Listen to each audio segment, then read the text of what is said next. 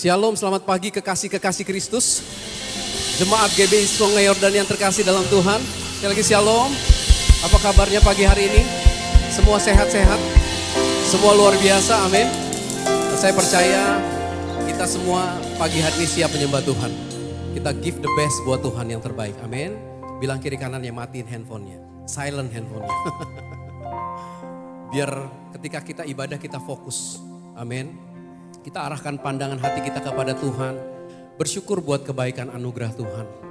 Kalau kita boleh ada pagi hari ini itu semua karena anugerah Tuhan. Karena kasih setia Tuhan. Oleh sebab itu saya men-encourage setiap jemaat Tuhan pagi hari ini. Yuk buka hati kita lebar. Naikkan syukur kita pribadi lepas pribadi. Pandang salib Kristus yang sudah mengubahkan hidup kita.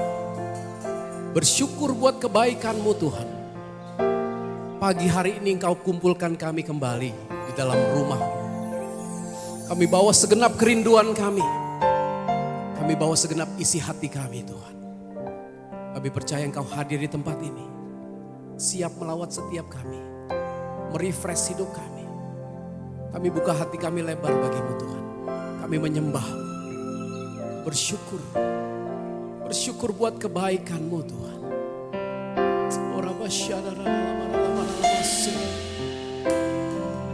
Mari bangun rohmu di hadapan Tuhan pagi ini. Terima kasih Tuhan. Buat hari yang baru yang Kau beri. Terima kasih Tuhan. Anugerah-Mu nyata dalam hidup kami. Terima kasih Tuhan. Kasih-Mu mempesonaku. Segala pujian bagi-Mu. Segala hormat kami bagi-Mu. Kemuliaan hanya bagi nama-Mu yang kudus Tuhan. Raja kami, Tuhan kami. Demi nama Tuhan Yesus Kristus. Kami mulai ibadah ini dengan pengucapan syukur. Setiap kita yang percaya sama-sama katakan.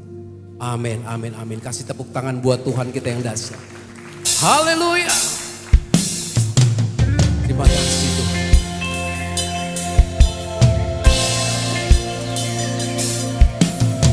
Kami bawa syukur kami, penyembahan kami di hadapan.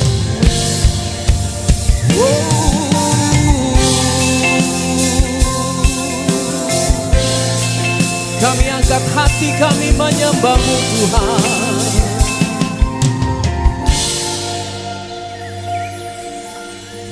Kau yang terindah di dalam hidup ini, amin. Tiada Allah Tuhan yang seperti Engkau, besar perkasa penuh kemuliaan. Katakan, Kau yang temani di dalam hidup ini. Ku cinta Kau lebih dari segalanya. Besar kasih setiamu kepadaku. Ku sembah Kau ya Allahku. Ku tinggikan nama-Mu selalu. Tiada lutut tak bertelut menyembah Yesus Tuhan. Berikan sorak-sorai bagi Yesus Tuhan. Kami mau katakan Engkau yang terindah di hidup kami. Kau yang terindah, amin, di dalam hidup ini. Tiada Allah Tuhan yang seperti Engkau, besar perkasa penuh kemuliaan. Katakan, Kau yang termanis, Kau yang termanis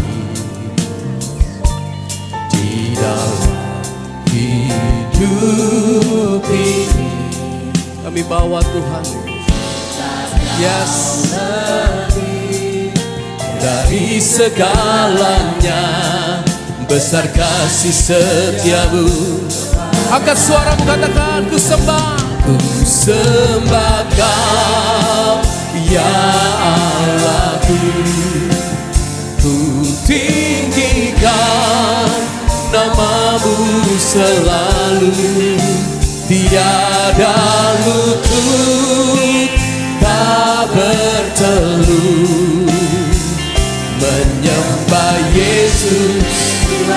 Ku sembah Kau, ku sembah Kau ya Allahku. Amin. Ku tinggikan namamu selalu. Semua lidah kan mengaku Engkaulah Yesus Tuhan. Engkaulah Yesus Tuhan Rajaku. Mari lebih lagi katakan, Kau yang terindah. Kau yang terindah. Amin. Hanya Engkau Tuhan. Hidup ini tiada Allah Tuhan yang seperti Engkau, besar perkasa penuh kemuliaan. Kau yang termanis. Amin, amin. Di dalam hidup ini ku cinta Kau Yesus. Yes. Dari segalanya besar kasih setiamu. Angkat hatimu, katakan, ku sembah Kau ya Allahku. Ku tinggikan namamu selalu. Tiada lutut tak bertelut menyembah Yesus Tuhan Ku sembah Kau, ku sembah Kau ya Allahku. Ku tinggikan namamu selalu. Semua lidah kan mengaku Engkaulah Yesus Tuhan Rajaku. Kami menyembah-Mu Tuhan. Kami tinggikan Engkau Allah kami yang hidup, Allah kami yang mulia. Engkaulah pusat penyembahan kami. Engkau yang terindah di hidup kami. Segala pujian syukur kami hanya bagi-Mu Tuhan. Kami menyembah-Mu Yesus Tuhan. Kami tinggikan nama-Mu Tuhan.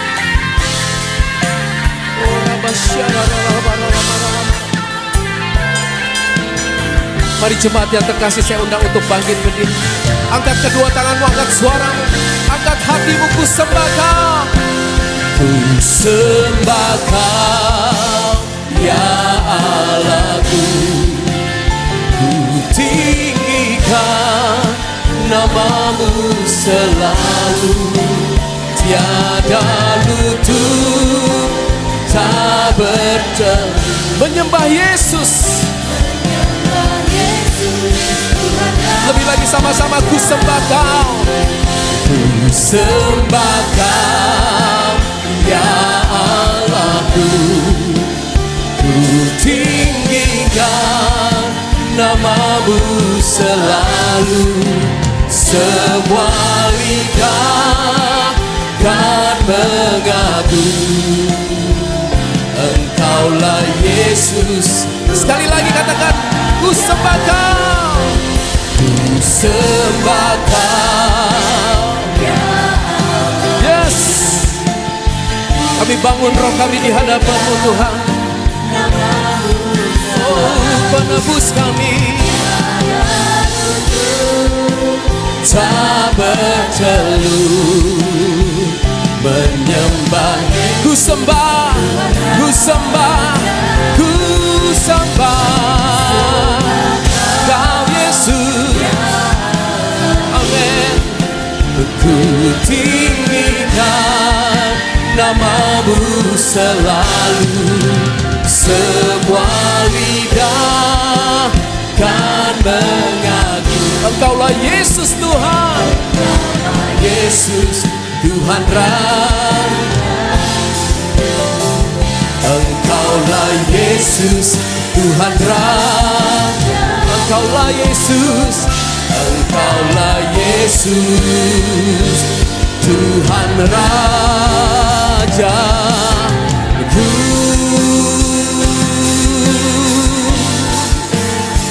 Sembah Tuhan, Engkaulah Yesus Tuhan dan Raja kami.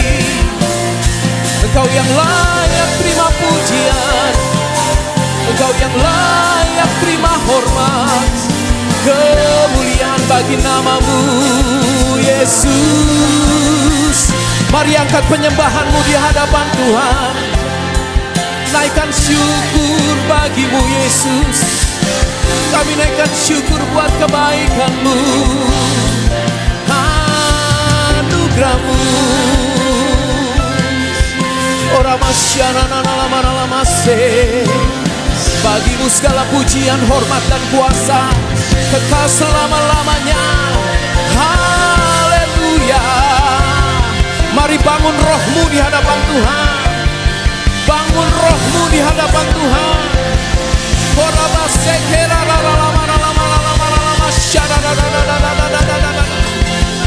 Bangunlah hai jiwaku, pujilah Tuhan. Bangunlah hai jiwaku, sembahlah Tuhan. Haleluya. Oh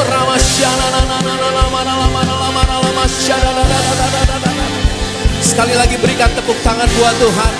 Sorak-sorai bagi Dia, katakan bagi Dia segala puji, yes, hormat serta syukur kekal selamanya. Bagi Dia segala pujian, hormat serta syukur. Sambil mengangkat kedua tanganmu, angkat suaramu bagi Dia. Wow. Segala pujian, hormat, syukur kami, kejayaan, kemuliaan hanya bagi-Mu Yesus. Bagi Dia segala pujian, hormat serta syukur selama-lamanya. Katakan selama-lamanya, selama-lamanya, selamanya, selama-lamanya. Aplaus yang paling meriah buat Tuhan Yesus. Haleluya, katakan amin.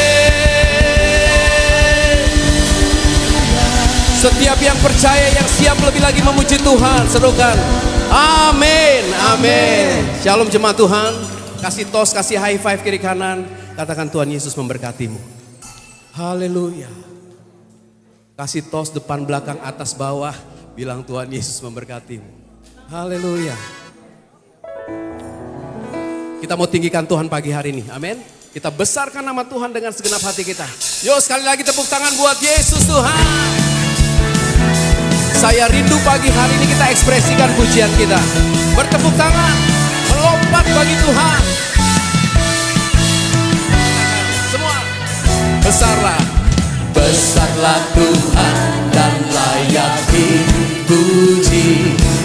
Besarlah namanya, kekallah kuasanya. Katakan, aman berlindung dalam naungannya.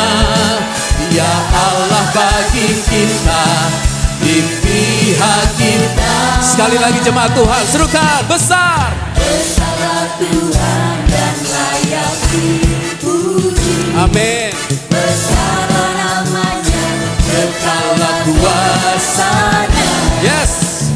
Aman berlindung dalam naungan. Ya Allah bagi kita, bagi kita, di pihak kita. Sungai Yordan semua, terpujilah Tuhan, terbukti kuasanya. Ya telah menunjukkan kasih-Nya pada. Amin.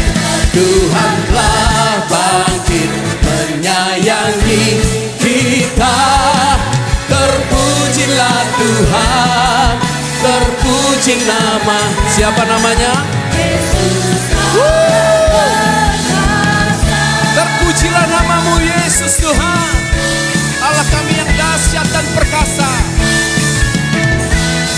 Yuk lebih lagi angkat suaramu, dengan segenap hati katakan, besarlah. Besarlah Tuhan dan layak dipuji. Besarlah namanya, yes. Besarlah kuasanya. Aman berlindung, Berlindung dalam naungannya. Dia Allah bagi kita, di pihak kita. Semua terpujilah, terpujilah. Yes, amin. Bukti kuasanya, yang telah menunjukkan kasih-Nya pada kita. Dan Tuhan telah Yes, menyayangi kita.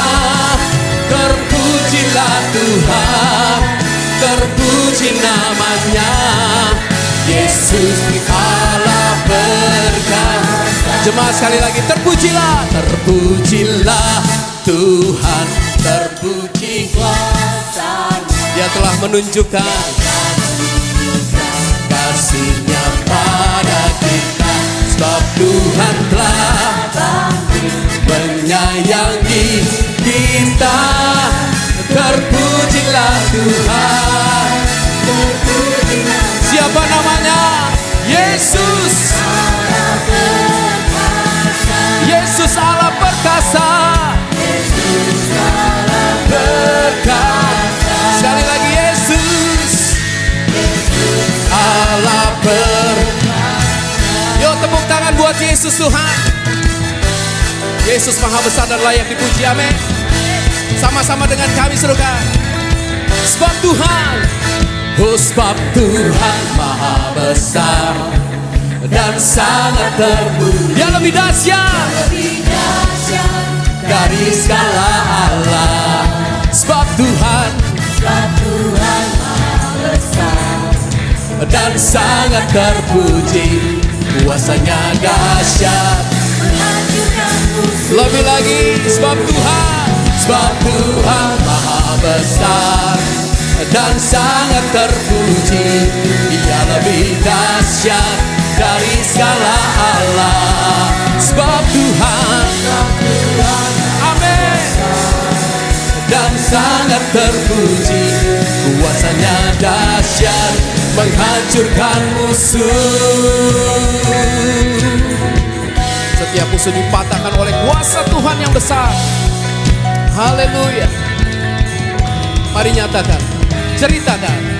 Ceritakanlah kemuliaan-Nya di antara segala bangsa, dan perbuatan-Nya yang sungguh ajaib di antara suku bangsa.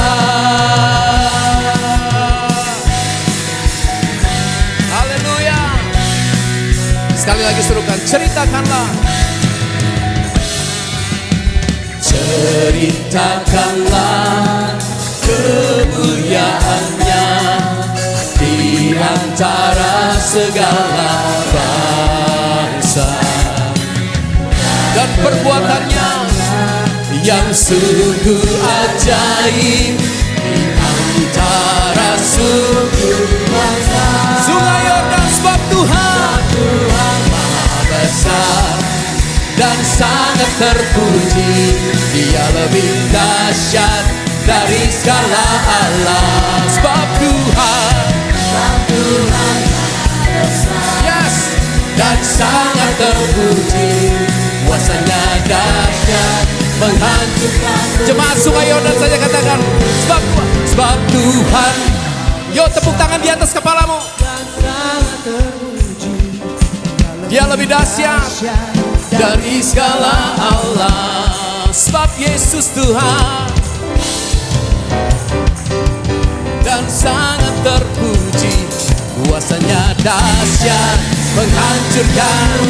Sekali lagi sama-sama. Sebab Tuhan maha besar dan sangat terpuji. Dia lebih dahsyat dari segala Allah. Sebab Tuhan, amin, dan sangat terpuji. Kuasanya dahsyat menghancurkan musuh. Kuasanya dahsyat menghancurkan musuh. Kuasanya, katakan dahsyat, dahsyat, dahsyat, dahsyat, amin. Dahsyat, dahsyat, dahsyat menghancurkan musuh. Haleluya, haleluya. Masih siap memuji Tuhan? Masih kuat memuji Tuhan? Bilang kiri kanan semangat dong, lebih lagi. Haleluya, haleluya. Yesus hidup, dia bangkit. Karena dia hidup, dia bangkit. Ada hari esok, amin. Pengharapan kita di dalam Tuhan gak pernah sia-sia. Yes, kasih tepuk tangan sekali lagi buat Tuhan kita.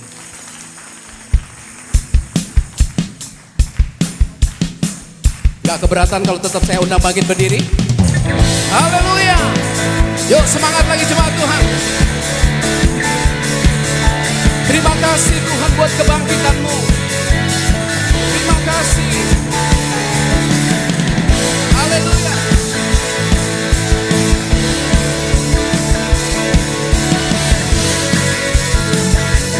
Sama-sama serukan ya. Anak Allah. Siapa namanya? Yesus namanya, menyucikan, Yes, menyembuhkan, bahkan mati, tebus dosa, kubur kosong, membuktikan, amin. Haleluya.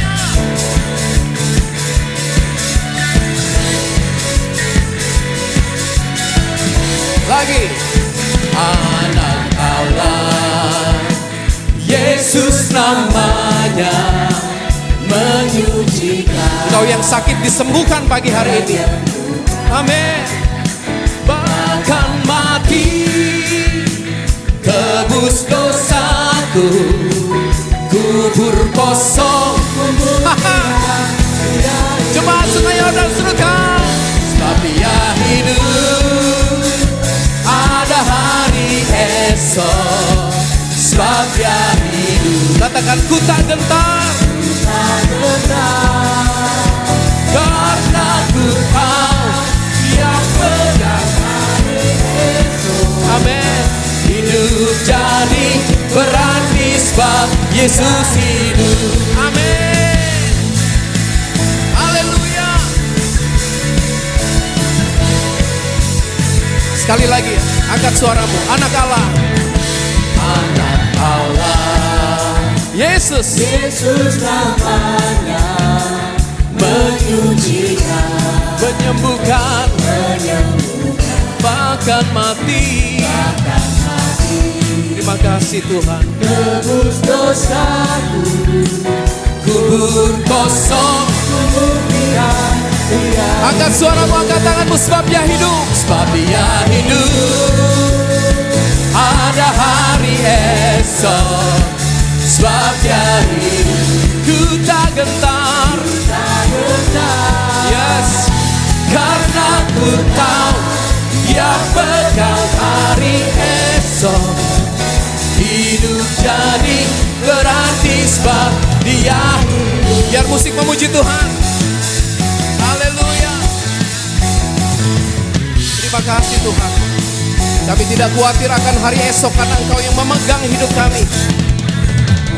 Yuk sekali lagi tepuk tangan buat Tuhan.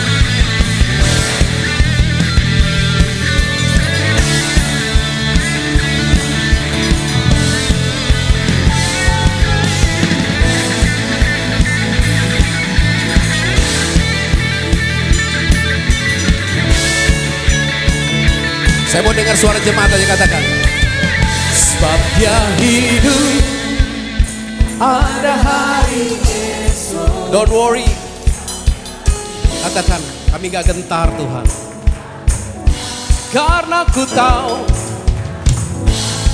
Dia pegang hari esok.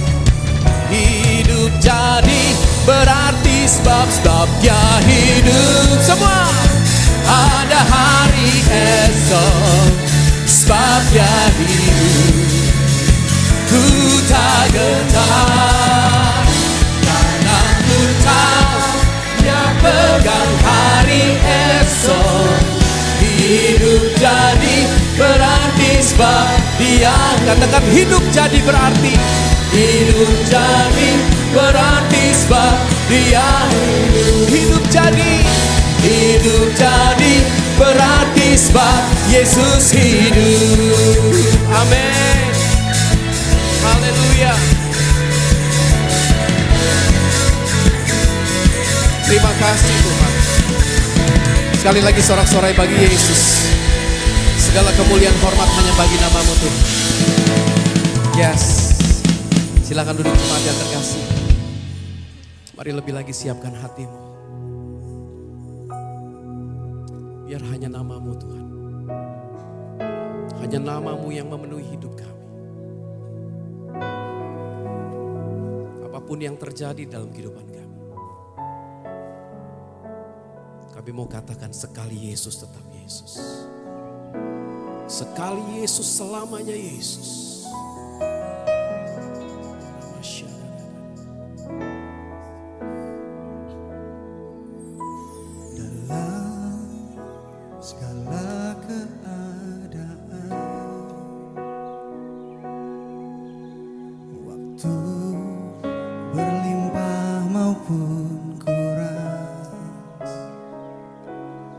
Tetap Yesus yang mempesona hatiku. Dia beri damai dan kesempatan baru di setiap musim kehidupan. Waktu ku kuat maupun lemah, Yesus yang mempesona hatiku. Dia beri hidup dan kesempatan baru. Sama-sama nyata. Sekali Yesus, selamanya Yesus. Harapanku takkan hilang. Karena kasih-Nya sekarang ku ada. Oh Yesusku, ku cinta Kau selamanya. Biar ini nyanyian jadi komitmen kita. Segala keadaan, waktu berlimpah maupun kurang, Katakan tetap Yesus. tetap Yesus yang mempesona hatiku. Dia beri damai dan kesempatan baru. Amin. Di setiap musim kehidupan, waktu ku kuat maupun lemah, Tetap Yesus. tetap Yesus yang mempesona hatiku. Dia beri hidup kesempatan baru sekali Yesus, selamanya Yesus. Harapanku tak akan hilang karena kasih-Nya sekarang ku ada. Oh Yesus, sekali Yesus, selamanya Yesus. Sekali Yesus, selamanya Yesus. Harapanku takkan hilang. Amin. Karena kasih-Nya sekarang ku ada. Oh Yesusku, ku cinta Kau selamanya. Yes Lord. Dalam segala keadaan, baik senang maupun susah, dalam segala keadaan baik kami sehat maupun sakit, baik saat kami kelimpahan maupun kami kekurangan, kami mau katakan tetap Yesus yang mempesona hati kami.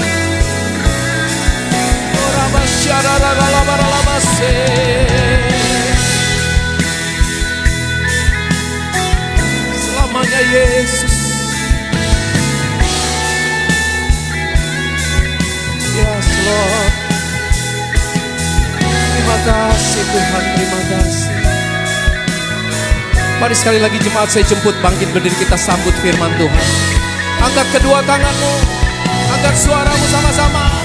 Sekali Yesus, selamanya Yesus. Harapanku takkan hilang karena kasih-Nya sekarang ku ada.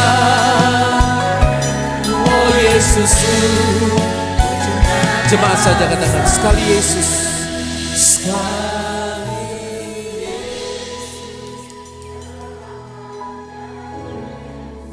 Yes.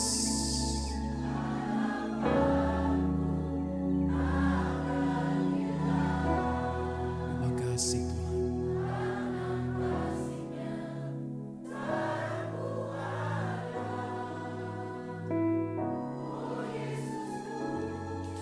Ku cinta Kau sekali Yesus, sekali Yesus. Dengan hormat saya ucapkan kepada Harapanku takkan hilang karena kasih-Nya sekarang ku ada. Oh Yesusku, sekali lagi sama-sama. Angkat suaramu sekali Yesus. sekali Yesus, selamanya Yesus. Harapanku takkan hilang. Amin. Karena kasih-Nya sekarang ku ada. Oh Yesusku, ku cinta Kau Karena kasih-Nya, karena kasih-Nya sekarang ku ada. Oh Yesusku, ku cinta Kau karena kasih-Nya, karena kasih-Nya sekarang ku ada. Oh Yesusku, ku cinta Kau selamanya.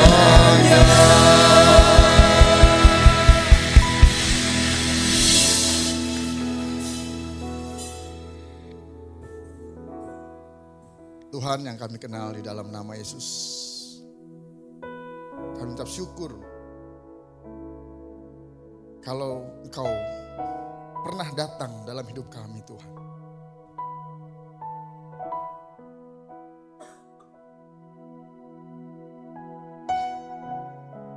Betapa kami merasakan suatu kasih, damai sejahtera, sukacita yang melimpah.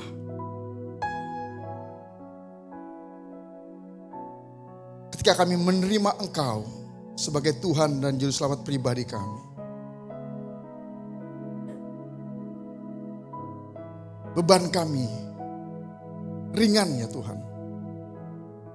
Karena ada Engkau beserta kami Tuhan. Dan kalau sampai hari ini kami masih ada sebagaimana kami ada saat ini, semua oleh karena penyertaan-Mu ya Tuhan. Semua oleh karena kasih-Mu Tuhan. Anugerah-Mu yang begitu besar dalam kehidupan kami Tuhan. Dan kami tidak akan dan tidak bisa melupakan semua itu Tuhan. Dan itu yang membuat kami terus bergairah dalam hidup kami Tuhan. Buat kami terus yakin, berani untuk kami terus melangkah. Karena ada Tuhan menyertai kami. Terima kasih Tuhan. Dan sebentar kami mau belajar firman-Mu. Supaya kami semakin mengerti, memahami akan kasih-Mu, akan anugerah-Mu, akan penyertaan Tuhan. Dan akan kehendak rencana-Mu dalam kehidupan kami Tuhan. Kami siap diberkati oleh firman-Mu. Berbicaralah pada kami semua ya Tuhan. Demi nama Yesus kami berdoa. Haleluya. Amin. Silakan duduk. Shalom Bapak Ibu. Saudara-saudara yang terkasih. Kita sudah memasuki bulan yang baru ya. Atau bulan yang berganti bulan. Kita masuk bulan yang ke-9. Bulan September. Berarti ya kurang lebih 4 bulan lagi lah kita akan mengakhiri tahun ini. Dan bagi kita yang memiliki kesibukan, aktivitas yang lumayan banyak, ya pasti tidak terasa. Makanya kan kita sering bilang kan, wih gak kerasa ya, sudah bulan 9, wih gak kerasa ya, sudah mau tahun baru, wih gak kerasa ya.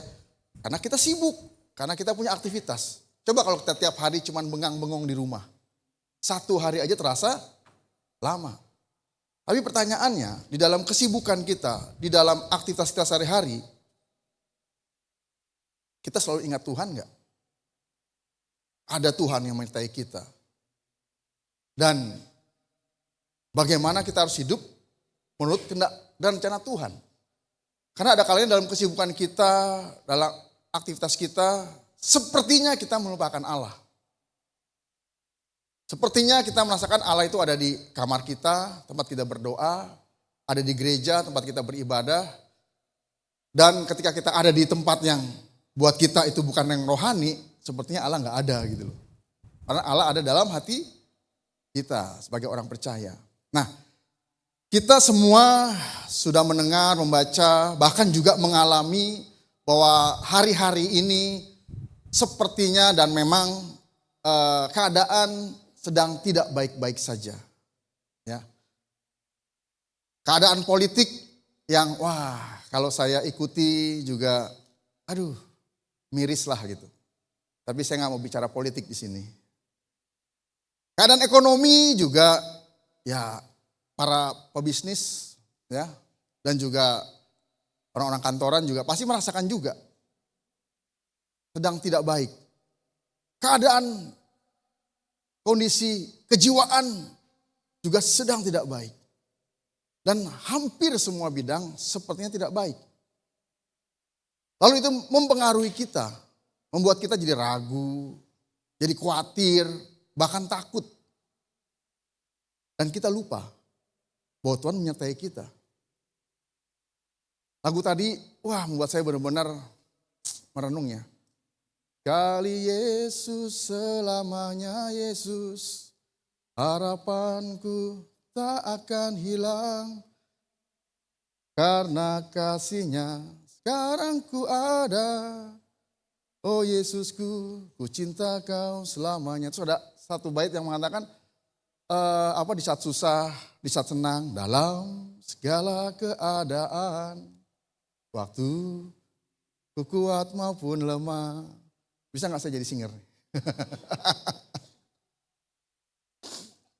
Ya, kata Pak Andre audisi dulu. Ya, biar Pak Agum juga audisi dulu. Setuju?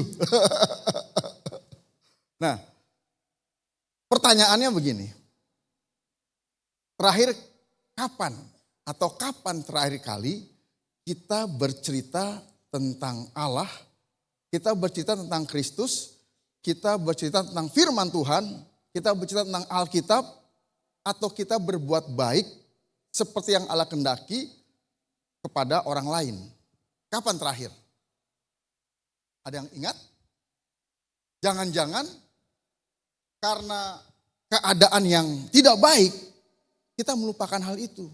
Pak, jangankan saya cerita tentang kabar baik, karena Injil adalah kabar baik. Injil adalah kabar sukacita. Kepada orang lain, Pak. Orang hati saya aja cemas kok, Pak. Hati saya takut. Saya khawatir. Saya ragu akan masa depan. Akan besok, Pak. Keadaan semakin tidak baik. Jadi gimana saya memberitakan firman, memberitakan Injil kepada orang lain. Saya aja gak yakin. Nah, jadi peristiwa ini juga dialami oleh Timotius pada waktu dia ada dan dia sedang menunaikan tugasnya, memberitakan firman. Dan kita buka firman Tuhannya dari 2 Timotius. Ya. 2 Timotius 2 ayat 1 sampai 7. Demikian firman Tuhan. Judul perikopnya adalah panggilan untuk ikut menderita. Waduh, Pak. Ini kayaknya pas banget firmannya. Atau enggak pas banget nih firmannya nih. Ayat pertama, sebab itu, hai anakku, jadilah kuat oleh kasih karunia dalam Kristus Yesus. Apa yang telah engkau dengar daripadaku di depan banyak saksi, percayakanlah itu kepada orang-orang yang dapat dipercayai, yang juga cakap mengajar orang lain. Ikutlah menderita sebagai seorang prajurit yang baik dari Kristus Yesus. Seorang prajurit yang sedang berjuang tidak memusingkan dirinya dengan soal-soal penghidupannya. Supaya dengan demikian ia berkenan kepada komandannya. Seorang olahragawan hanya dapat memperoleh mahkota sebagai juara apabila ia bertanding menurut peraturan-peraturan olahraga.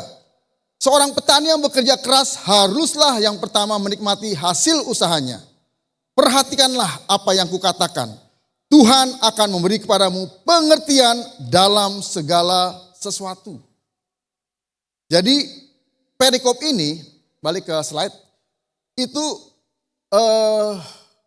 konteksnya adalah di mana terjadi degradasi atau penurunan moral, penurunan kerohanian yang terjadi di dalam masyarakat dan juga di dalam komunitas orang-orang Kristen. Kenapa? Karena keadaan tidak baik pada waktu itu. Memang bangsa Israel waktu itu kan dalam penjajahan bangsa Roma ya. Jadi keadaan memang tidak baik, tidak kondusif. Dan ditambah lagi dengan berbagai macam persoalan-persoalan yang ada. Sehingga keadaan semakin tidak baik pada saat itu. Dan ini mempengaruhi Timotius. Sebagai murid Paulus yang diutus ya ke kota Efesus untuk memberitakan firman Tuhan. Memang waktu itu Timotius umurnya masih belasan tahun. Mungkin sekitar 16 tahun. Itu baru lulus SMP ya. Bayangin anak muda ya masih belasan tahun pergi sebuah kota untuk memberitakan firman Tuhan, mengajar di mana keadaan waktu itu tidak baik, bahkan juga dalam lingkungan komunitasnya. Jadi di luar sana keadaan tidak baik. Dan di gereja ini juga, ini ibaratnya, di luar nggak baik, tapi di gereja ini juga nggak baik keadaannya. Bayangin. Jadi ibaratnya saya Timotius nih, diutus oleh Paulus untuk memimpin jemaat. Di luar lagi nggak baik keadaan. Saya tahu di luar nggak baik. Lalu di dalam juga tidak baik. Lalu kepada siapa saya harus mengadu? Saya kirim surat kepada Paulus sebagai mentor saya. Lalu Paulus menulis surat balasan kepada Timotius yang menyemangati Timotius untuk dia tidak menjadi down. Tidak menjadi mundur. Untuk dia tetap kuat dan berdiri teguh menghadapi segala sesuatunya. Nah memang kemerosotan moral dan spiritual jemaat Efesus mendatangkan kekecewaan yang dalam bagi Paulus. Di pasal 1 dan ayat 15. Nanti bisa baca di rumah. Bagi Paulus, Timotius memerlukan dukungan seperti ini mengingat pembawaan yang terkesan kurang percaya pada diri sendiri. Bisa dibaca dari 1 Timotius 4 ayat 12, 1 Korintus 16 ayat 10 sampai 11. Sekarang begini, untuk pergi melayani saja, untuk khotbah di atas mimbar ini, itu udah suatu hal yang membuat deg-degan. Enggak begitu Pak? Bukan begitu Pak? Yang selalu bilang, aduh Pak. Kemarin Pak Agus juga, waktu khotbah kan juga bilang, aduh kalau jangan deh, kalau bisa jangan. Itu baru mau naik mimbarnya loh. Belum lagi ketika khotbah, terus ngelihat jemaat mukanya pada kusut semua nih. Dikit-dikit lihat jam.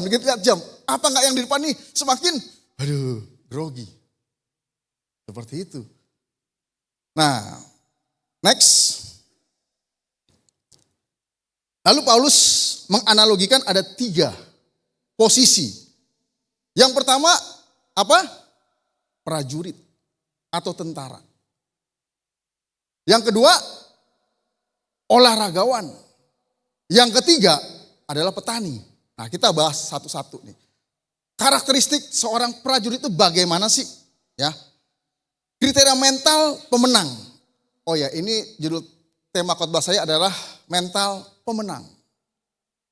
Prajurit itu dia karakteristiknya memiliki daya juang atau fighting spirit. Kenapa? Karena memang dia dipersiapkan untuk maju ke medan perang.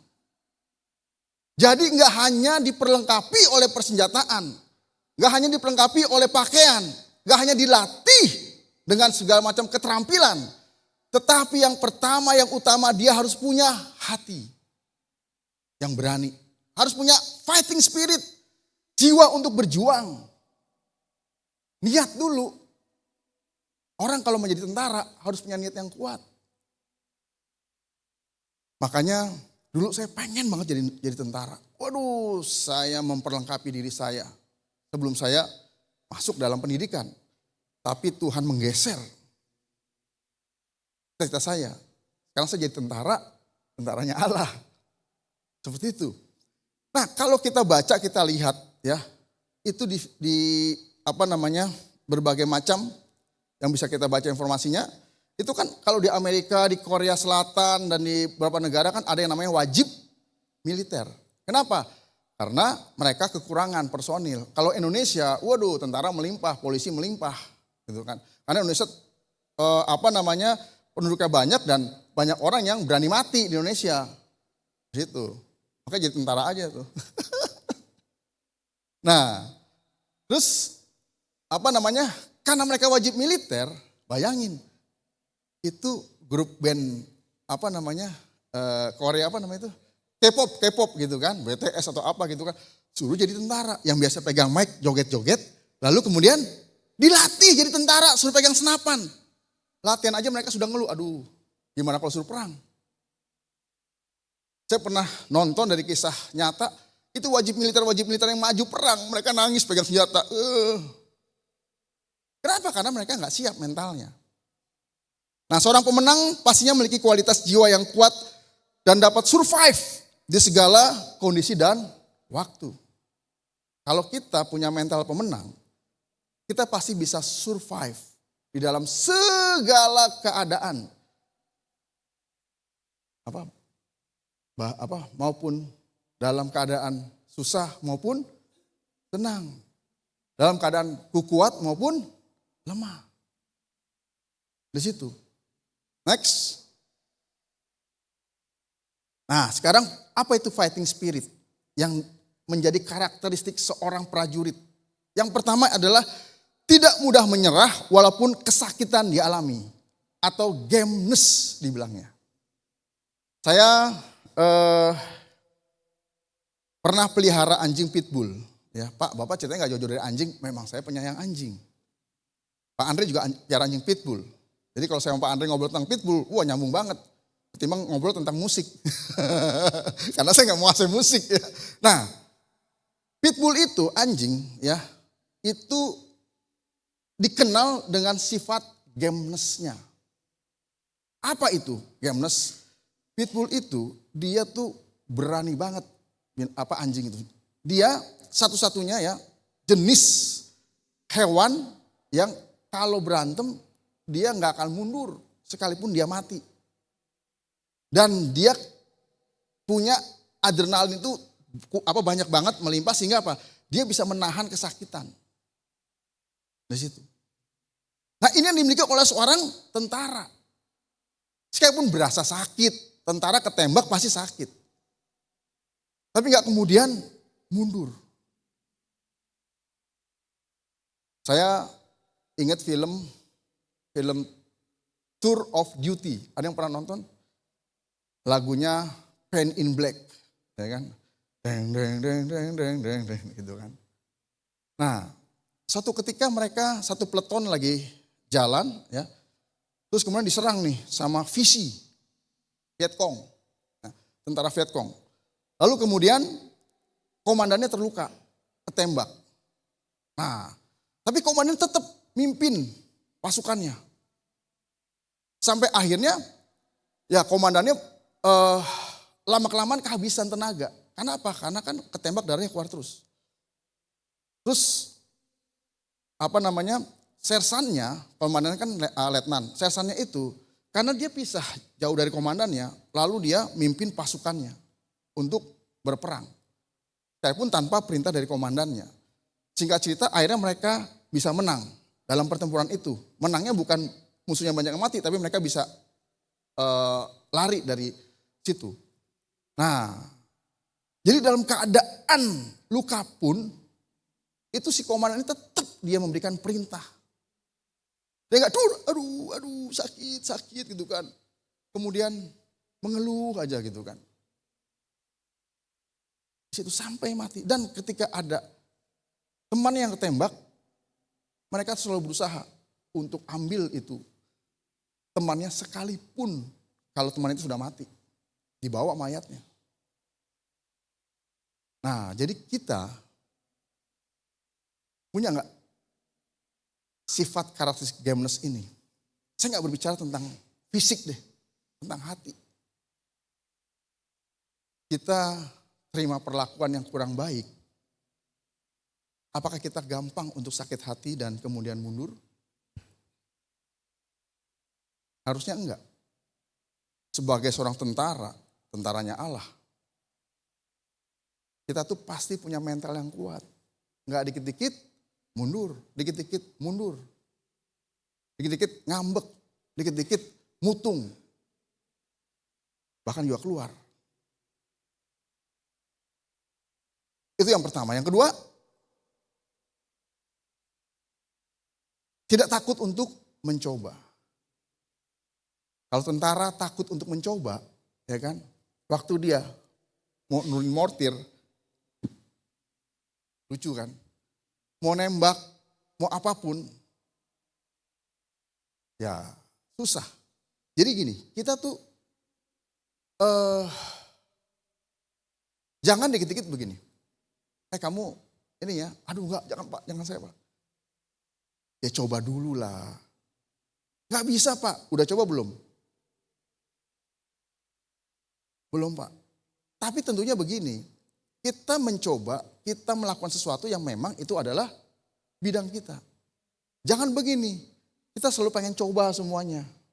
Buat pelayanan kok coba-coba ya kan. Coba jadi ini, coba jadi itu, coba jadi ini. Akhirnya ya nggak ada yang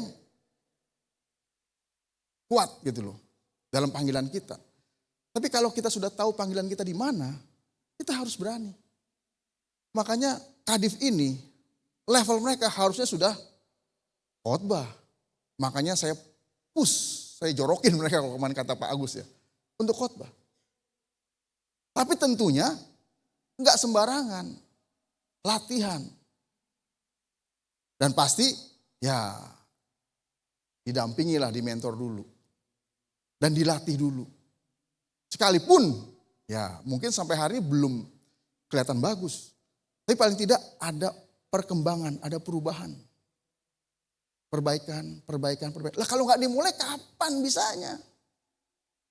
Makanya Bapak Ibu Saudari yang punya panggilan, punya passion, punya bakat dalam satu bidang, kembangkan. Daftar, ajukan diri. Jangan takut, jangan merasa, ini orang GR banget sih. Enggak. Kalau kita tulus, ajukan. Lalu apa? Upgrade diri. Sehingga ketika ada kesempatan itu datang, kita bisa melakukan. Dan kita semakin baik, dan semakin baik. Jangan apa-apa, enggak. Jangan saya. Kapan majunya? Dan kalau semua jemaat begitu, ya saya babak belur. Semuanya saya yang pegang. Coba kalau semua jemaat, Pak, saya daftar ini. Wah semuanya. Sehingga saya punya stok kan. Butuh ketua panitia nih. Saya buka daftar. Orang yang daftar karena dia memang yakin bahwa dia bisa jadi ketua panitia. Ada 20. Ya kan? Tinggal huruf abjad aja. A dulu, B dulu, C dulu. Seperti itu. Sehingga apa? Pelayanan kita semakin berkembang, semakin maju. Karena semuanya mau berkontribusi. Next. Memiliki motivasi keyakinan yang kuat. Itu tadi niat. Kita harus yakin dulu dengan keadaan kita. Kita harus tahu dulu keadaan kita. Keberadaan kita. Apa yang menjadi kekuatan dalam diri kita. Ada 9 kecerdasan. Kecerdasan numerik itu angka. Kecerdasan spasial itu abstrak ya. Ruangan, jadi ngeliat ruangan ini berapa meter kali berapa meter, berapa tinggi itu bisa langsung dapetin. Kemudian kecerdasan naturalis, ini yang berhubungan dengan alam. Terus kecerdasan interpersonal, itu kecerdasan untuk berhubungan, untuk mengetahui akan orang lain, memahami akan orang lain. Kecerdasan intrapersonal, memahami diri sendiri. Kecerdasan musik, linguistik, dan beberapa lagi. Kita harus tahu dulu tuh. Dan itu yang kita kembangin. Jadi kita tahu dulu nih siapa diri kita. Kalau kita nggak tahu siapa diri kita, ya susah untuk kita berkembang, untuk maju. Akhirnya kita sembarangan aja. Pokoknya yang ada di depan mata aja lah. Pokoknya ada yang terpikir lah. Coba-coba. Next. Berani ambil resiko. Nah, segala sesuatu ada resikonya. Gak ada yang tidak ada resikonya. Coba sebut. Mati aja ada resiko loh. Masuk neraka atau masuk surga. Semua ada resiko. Jadi kita harus berani ambil resiko. Cuman kita harus bisa punya kebijaksanaan atau hikmat meminimalis resiko itu. Jangan udah tahu resikonya besar dan kita tahu ini bisa membuat kita bakal kejeblos, bakal bermasalah besar. Kayak kemarin kita ada sedikit seminar mengenai investasi kan. Jadi investasi itu harus uangnya uang dingin, jangan uang panas. Artinya apa? Ini uang memang yang ya lebihan gitu loh. Dari apa yang sudah kita buat kebutuhan sehari-hari, buat ini, buat itu. Ini ada lebihan nih. Ya udahlah itu yang kita investasikan. Jangan begini. Begitu kita terima uang pensiun, begitu kita terima uang banyak atau begitu kita tahu nih, wah ini kayaknya ini investasinya bagus nih. Kita jual rumah, jual mobil, jual semuanya. Terus kita taruh di investasi itu. Begitu jebret. Kita kalah, habis sudah. Gak punya apa-apa. Kita harus meminimalis resiko. Semua ada resiko. Tapi kita harus tahu dulu nih. Resikonya terlalu besar gak buat kita. Suatu ketika saya, waktu SD dulu saya suka menginap di rumah teman saya yang bapaknya punya toko besi. Itu di Kramat Jati, toko besi Tri Eka. Itu lama banget. Nah, itu bapaknya ngajarin sama saya begini. Nih, lo denger ya. Kalau lo mau bisnis, uang dana cair lo, uang lo, itu harus 3 kali daripada bisnis lo. Di situ. Waktu itu saya masih SD. Ya tapi kalau orang Chinese begitu ya, anak-anaknya kan dilatih, ya kan. Saya kalau hari Minggu pagi tuh bapaknya teman saya ini ngitung duit. Itu duitnya banyak, dus-dusan. Terus di store ke bank pakai kardus gitu loh. Lagi ngitung duit. Kita berdua duduk di pinggir. Tahu-tahu nih 50 ribu kan lumayan gede. Jadi diajarin seperti itu. Kalau mau bisnis, uang lo harus 3 kali daripada nilai bisnis lo. Jadi kalau nilai bisnis lo 1 miliar, harus punya uang berapa? 3 miliar. Tapi saya bukan pebisnis. Ya, saya nggak mendalami sih gitu. Kenapa? Supaya ya bisnis kita bisa terus jalan sekalipun ketika ada masalah. Dan uang untuk dagang jangan dipakai untuk sehari-hari. Saya pernah ceritakan ketika saya datang ke toko, kan dulu kan saya kan salesman. Datang ke toko, ini toko yang Chinese, ini toko yang pribumi. Yang Chinese itu kita minta tagihan sekalipun duitnya banyak. Enggak, ini buat rokok, ini buat ini. Lo tunggu dulu deh, pergi dulu nanti balik lagi. Anaknya minta jajan, nggak pernah ambil dari laci. Tapi orang pribumi anak minta jajan, ambil dari laci. Butuh apa? Ambil dari laci. Akhirnya modalnya habis. Seperti itu. Nah, jadi kita harus berani ambil resiko. Tapi kita harus bisa meminimalis resiko itu. Kita harus bisa mengukur segala sesuatunya. Jangan sampai kita jatuh terguling-guling. Apapun itu. Next. Percaya diri. Saya ya punya kepercayaan diri. Khotbah di depan, di atas mimbar ini. Yang pertama, karena saya berusaha menjaga hidup saya untuk selalu baik. Saleh lah. Saya tidak menyimpan kesalahan. Saya tidak mencari masalah dengan orang-orang. Kalau saya ini gak menjaga hidup saya, kalau saya ini menyimpan kesalahan apalagi dosa, kalau saya ini bermasalah dengan Bapak Ibu, waktu saya naik di sini, saya nggak akan pede. Kenapa? Karena ada yang mengganjal.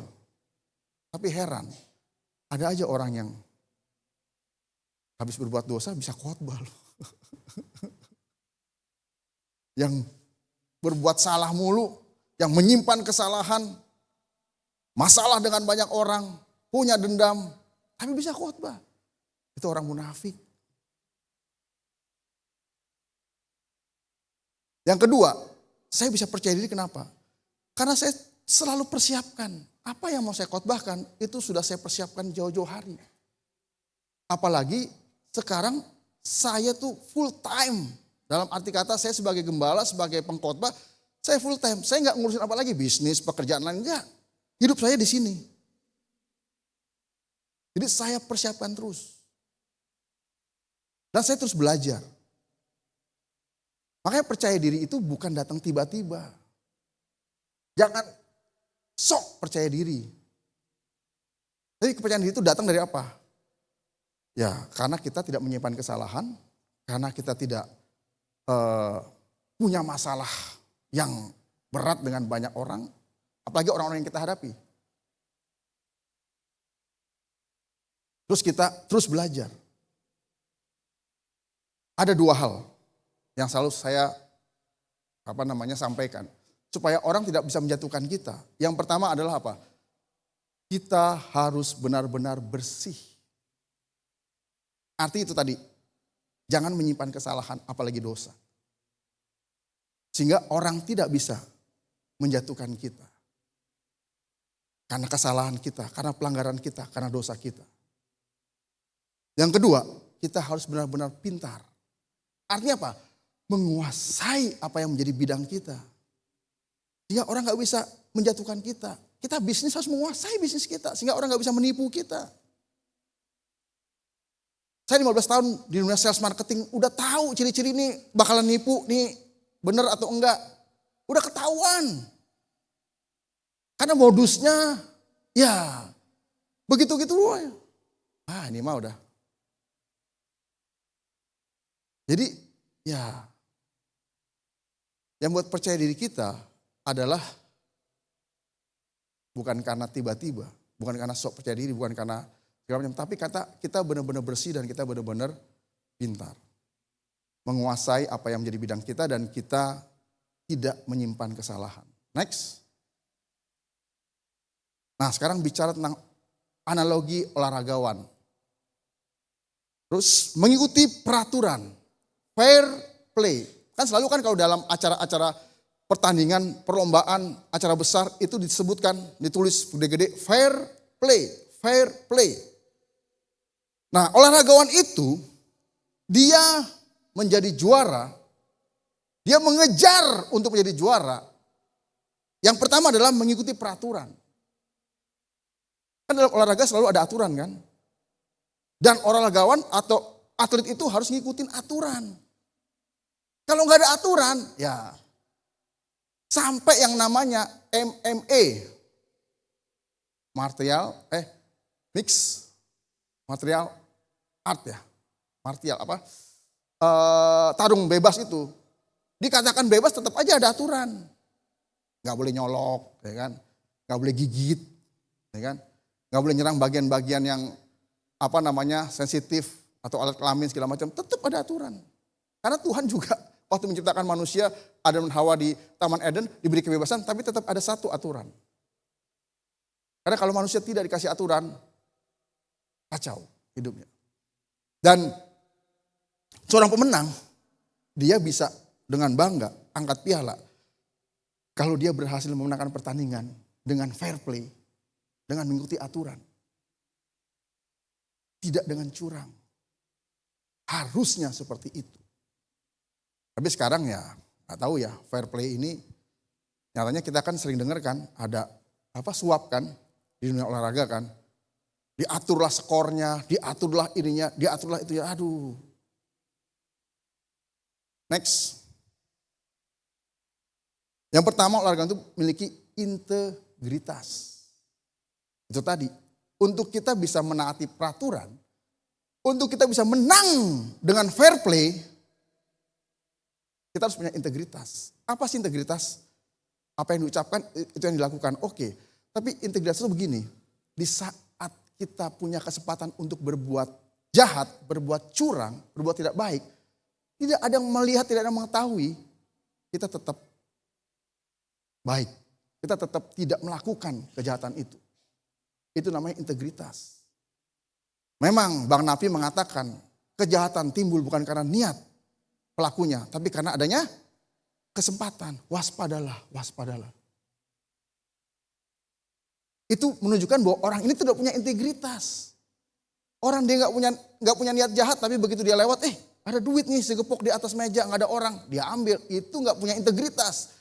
Tapi kalau orang yang punya integritas, di saat dia punya kesempatan pun untuk berbuat curang, berbuat jahat, dia nggak melakukan.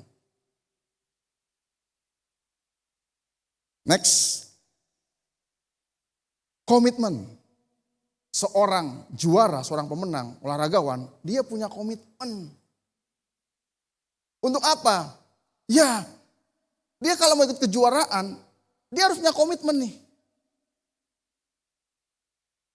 Untuk mau latihan, untuk mau digembleng, untuk masuk dalam training center, untuk dilatih oleh pelatih dan segala macam. Dia harus punya komitmen yang kuat. Kalau nggak punya komitmen yang kuat, ya sudah, nggak bakal juara.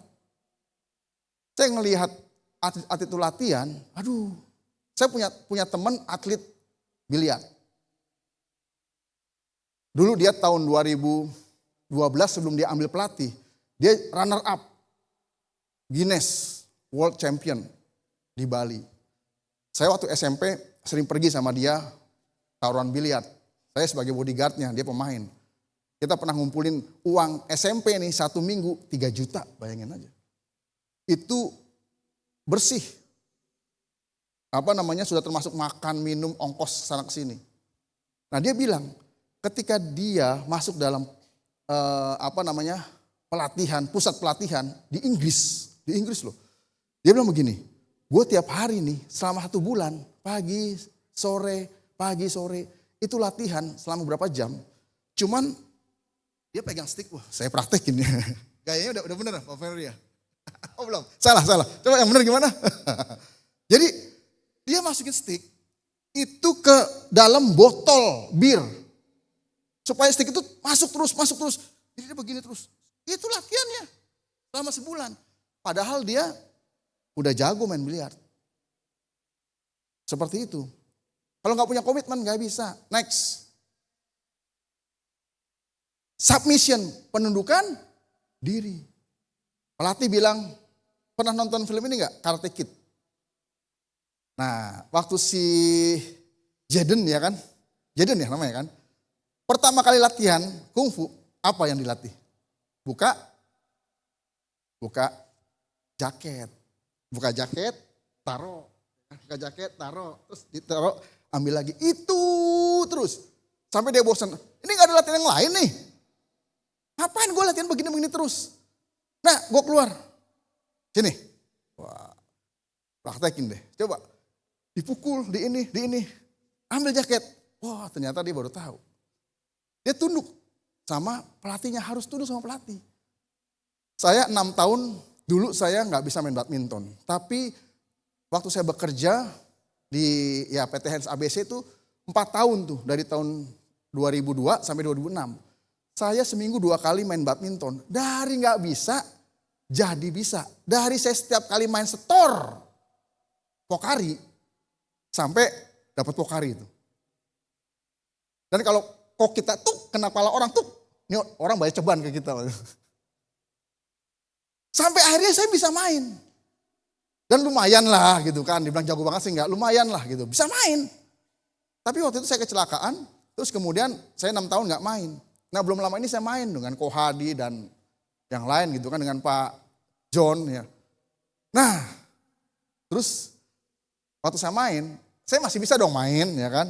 Tapi napasnya belum. Jadi akhirnya kan saya ini. Nah ada satu bapak yang satu tim sama saya nih. Kita berpasangan gitu kan, yang saya baru kenal waktu itu. Saya lihat sih bapak ini sih nggak jago-jago amat mainan lah gitu kan, biasa aja.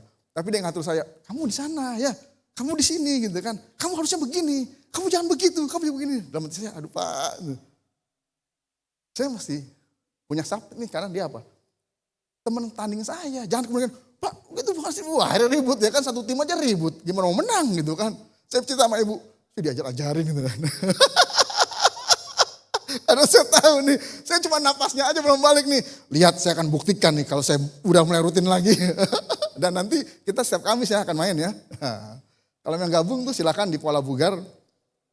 Kita mau main rutin setiap Kamis kita main. Kalau saya minggu kelima deh, saya main dengan yang tim jago-jagonya gitu. Nah kita harus punya submission. Next. Disiplin, apalagi. Itu olahragawan sehari mereka bisa 10 jam sampai 12 jam latihan loh. Setiap hari.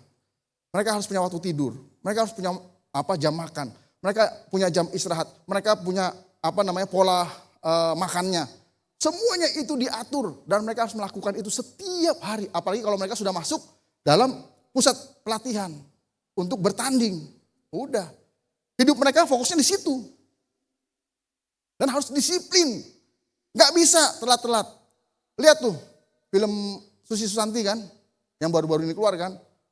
Di situ. Tepok. Ini siapa sih yang bikin pola latihan seperti ini? Saya kan nonton tuh. Siapa sih pelatihnya? Ternyata belakang Rudi Hartono ya kan.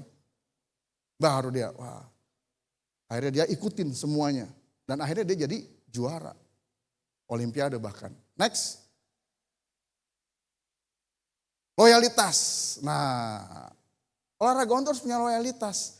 Dia membela siapa?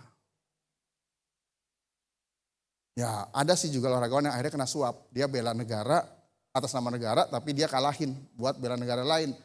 Supaya dapat uang. Itu gak fair play.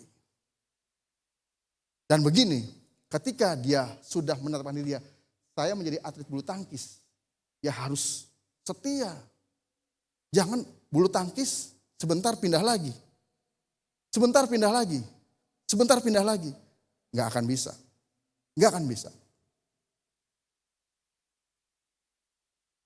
Saya pernah ikut beberapa cabang olahraga dan saya ikutin. Tapi saya fokusnya waktu itu ke sepak bola. Saya pernah masuk SSB, sekolah sepak bola. Pelatih saya dulu tuh namanya ada Sarman Panggabean, Ponirin Meka, Ipong Silalahi. Itu tuh. Latihannya di Rawasari, Stadion Mini Rawasari. Tahu kan Pak Andre kan? Saya suka dulu ikut juga tuh pertandingan tarkam tuh antar kampung. Itu juga ada tuh Pak Andre tuh di daerah Keramat itu. Apa timnya tuh. Apa saya lupa nama timnya tuh dulu. Dulu Pak Andre main gak? Nah di situ. Dan setelah itu SMP saya sudah gak main bola lagi. Akhirnya saya fokusnya ke bela diri. Cuma pertanyaan saya sekarang, dulu saya ikut bela diri, taekwondo sampai sabuk merah, silat sampai udah selesai semua. Buat apa sekarang ya? Ya disiplinnya aja saya ambil. Next. Nah sekarang yang ketiga, analogi tentang petani. Tadi dikatakan begini firman Tuhan ya. Seorang petani yang bekerja keras haruslah yang pertama menikmati hasil usahanya. Maksudnya apa? Seorang petani yang bekerja keras haruslah yang pertama kali menikmati hasilnya. Analoginya begini. Saya kemarin ngobrol dengan Pak Daniel Amran. Jadi ketika saya menyiapkan, setiap kali saya menyiapkan khotbah, setiap kali saya membuat materi khotbah, kan saya kan harus ngumpulin dari semua data kan. Saya harus mempelajari semuanya. Dan ketika saya siapin khotbah itu, saya diberkati. Sebelum saya khotbah, saya sudah duluan diberkati. Bahkan saya bisa menangis ketika saya siapin khotbah ini. Saya duluan yang mengalami, yang menikmati. Kenapa? Karena saya mempersiapkan. Saya mengerjakannya. Setelah jadi, setelah saya sendiri sudah menikmati khotbah yang akan saya sampaikan, baru saya sampaikan kepada Bapak Ibu Saudari. Makanya ketika saya menyampaikan khotbah, saya tuh udah semangat.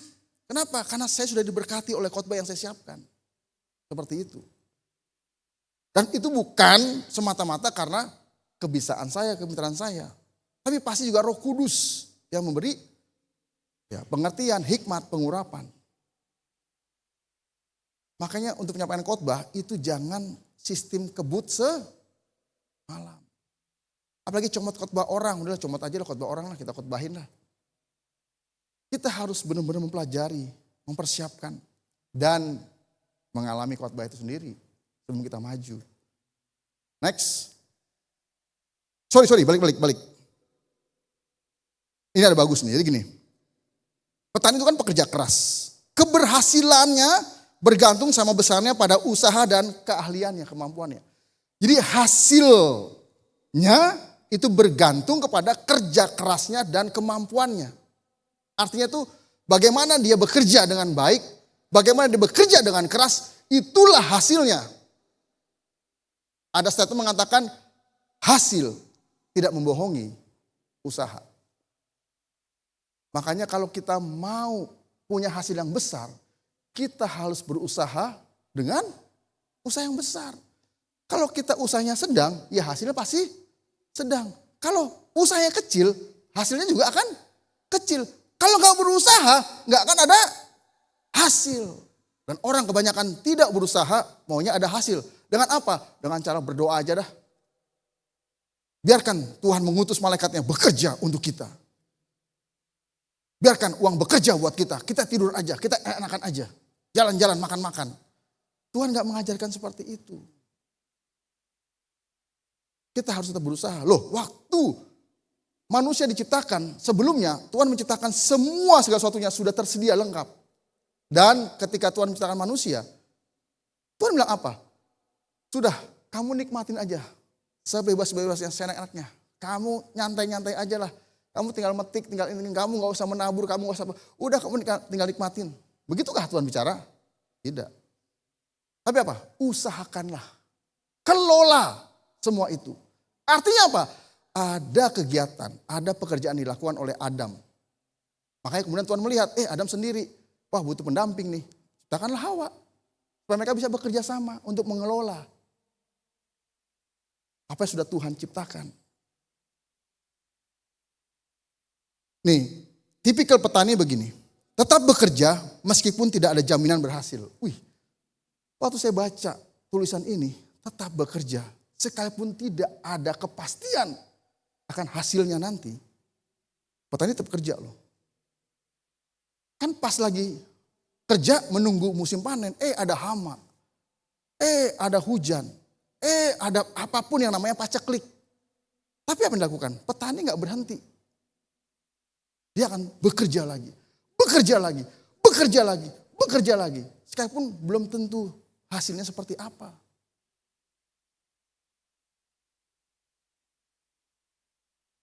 Next. Itu yang dinamakan dengan ketekunan. Jangan gampang dikit-dikit mundur. Baru usaha 3 bulan, aduh kayaknya gak laku nih. Udahlah tutup aja deh, usaha yang lain. Baru 3 bulan, aduh kayaknya gak laku juga nih, tutup aja deh. Baru ini tuh, baru melakukan sesuatu pelayanan. Aduh kok kayaknya pelayanan saya gak berhasil ya. Ingat, pelayanan, keberhasilan pelayanan bukan dilihat daripada hasilnya, tapi daripada seberapa besar kita berkorban. Di situ. Makanya tidak ada keberhasilan dalam pelayanan, tidak ada kegagalan dalam pelayanan. Yang adalah seberapa besar kita berkorban untuk melayani. Itu. Yang Tuhan nilai adalah seberapa besar pengorbanan kita. Jadi jangan takut untuk gagal ketika melayani. Dan jangan mengejar, keberhasilan. Enggak, kita lakukan bagian kita aja kok. Kalaupun berhasil itu karena Tuhan, bukan karena kita. Sehingga kita jangan bermegah diri. Karena kita merasa berhasil dalam pelayanan kita. Next. Kesabaran. Nah ini. Menghadapi segala sesuatu. Harus sabar. Ketika saya menerima pengembalaan ini, saya berdoa sama Tuhan. Tuhan, apa yang harus saya lakukan? Tuhan berkata yang pertama begini. Sabar dan jadilah tenang. Bukan, tenang dan jadilah sabar. Pak sabar ya. Sabar dan jadilah tenang. Kenapa? Karena dengan kesabaran kita bisa jadi tenang. Kalau kita gak sabar, Makanya tim saya bilang, Pak, Bapak, toleransinya tinggi, sabar banget, ini banget, itu banget. Oh iya. Karena Tuhan mengajarkan saya untuk sabar dan jadi tenang. Sehingga ketika saya memutuskan sesuatu dalam keadaan tenang. Bukan dalam keadaan emosi terburu-buru sehingga saya salah mengambil keputusan. Saya punya prinsip begini. Ketika saya memutuskan sesuatu dan saya melakukan sesuatu. Itu harus menyambung. Terkoneksi antara intuisi apa yang ada dalam diri saya dengan impresi apa yang Tuhan taruh dalam diri saya. Itu harus menyatu. Tapi sekalipun bukan intuisi saya, bukan kemauan saya. Kalau itu impresi, itu kemauan Tuhan, itu yang saya jalankan. Dan saya tidak mau melakukan yang menjadi hanya intuisi saya, keinginan saya. Tapi bukan impresi dari Tuhan. Bukan kehendak Tuhan. Di situ. Next. Tahan uji. Nah, petani ya mau segala musim, mau lagi musim kemarau, musim hujan segala macam, dia tetap bekerja. Dia tetap bekerja. Tetap bekerja, tetap bekerja. Ada hama, ada segala macam serangan, segala macam, dia tetap bekerja. Dia tetap melakukan bagiannya, bekerja, bekerja, bekerja. Sehingga akhirnya apa? Ya, dia bisa menikmati hasilnya. Dan hasilnya sampai ke kita nih. Coba kalau nggak ada petani beras. Coba kalau nggak ada petani bawang. Coba kalau nggak ada petani gula. Terus kita mau cari gula, bawang, beras dari mana? Kita nanam sendiri, lahannya nggak ada. Saya pernah dulu belajar pelatihan nanam beras di sistemnya bukan hidroponik tapi di plastik-plastik gitu. Wah itu bisa tuh. Waktu pas saya lihat ke atas tuh lantai 5 tuh, lantai 5 lahannya cukup luas tuh, bisa buat kita nanam tuh hidroponik tuh. Next. Nah, pengharapan. Seorang petani, dia selalu mengharapkan supaya hujan turun. Dia selalu mengharapkan supaya panen berhasil. Dan dengan pengharapan ini, dia bisa mengerjakan segala sesuatunya dengan tekun, dengan sabar, dengan tahan uji. Terus dia lakukan. Kenapa? Karena dia punya pengharapan. Kalau kita nggak punya pengharapan, kita nggak bakal tekun, kita nggak bakal sabar, kita nggak bakal tahan uji. Karena kita nggak punya pengharapan.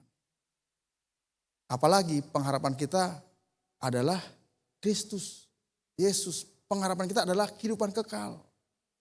Harusnya kita memiliki semua itu tuh. Next. Yang terakhir adalah bayar harga. Petani itu kerja. Pagi-pagi dia bangun pagi. Dia kerja. Siang-siang kepanasan, dia tetap kerja.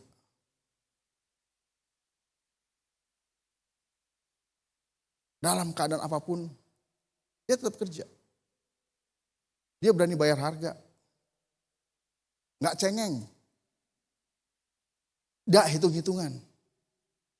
Waktu nanam, petani jarang berpikir, ini nanti kalau sudah panen berapa ya dijualnya.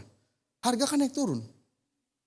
Saya kan kerja di sebuah perusahaan yang produknya salah satunya adalah cabai ya, sambal ya. Itu perusahaan saya dulu tuh sudah membuat MOU, perjanjian dengan perkumpulan petani cabai ya.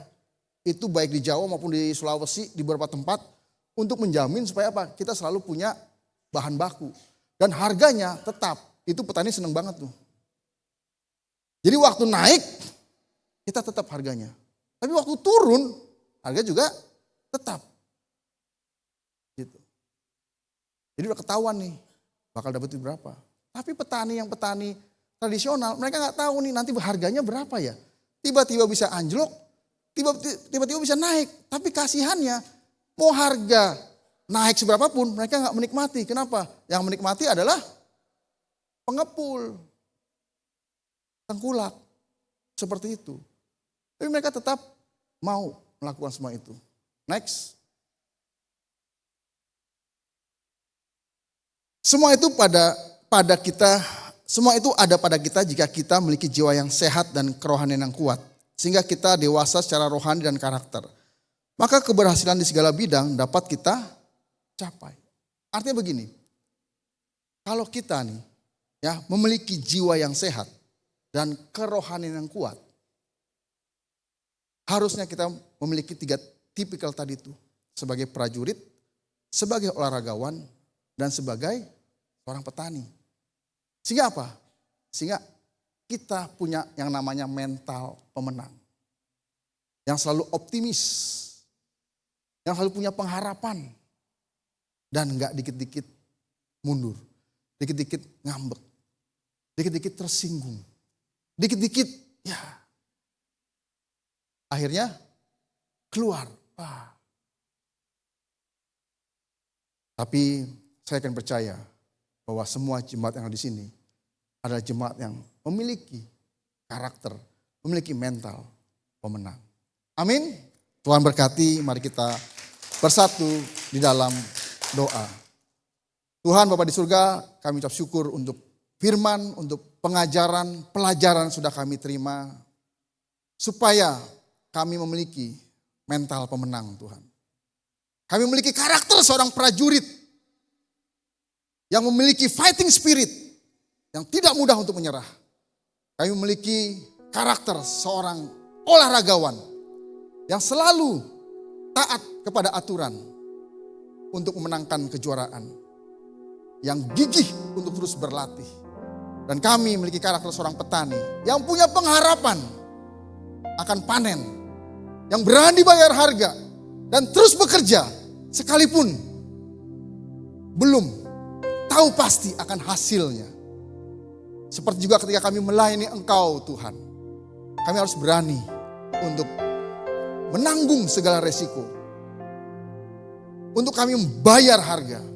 Untuk kami setia. Untuk kami komit. Untuk kami loyal. Untuk kami submit.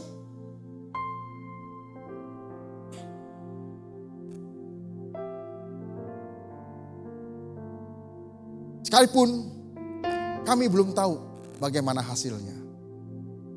Tapi ketika kami melayani Engkau Tuhan, kami tidak mengejar keberhasilan. Dan kami tidak takut gagal, karena Engkau yang menilai ya Tuhan. Yang penting, kami mau berkorban dalam kami melayani Engkau ya Tuhan. Dan kami percaya, Engkau terus menyertai kami Tuhan. Kalaupun kami berhasil, karena Engkau ya Tuhan. Kalaupun pelayanan kami kelihatannya masih biasa-biasa saja ya Tuhan. Ada waktunya nanti Engkau akan membuat pelayanan kami seperti apa yang menjadi kehendak rencana-Mu ya Tuhan. Dan kami tinggal memberi diri kami kepada Engkau ya Tuhan. Pakailah kami ya Tuhan, seturut kehendak dan rencana-Mu. Dan kami mau terus setia. Dan kami mau terus selalu siap. Terima kasih Tuhan. Bapak Ibu, kita persiapkan hati kita untuk menerima perjamuan kudus.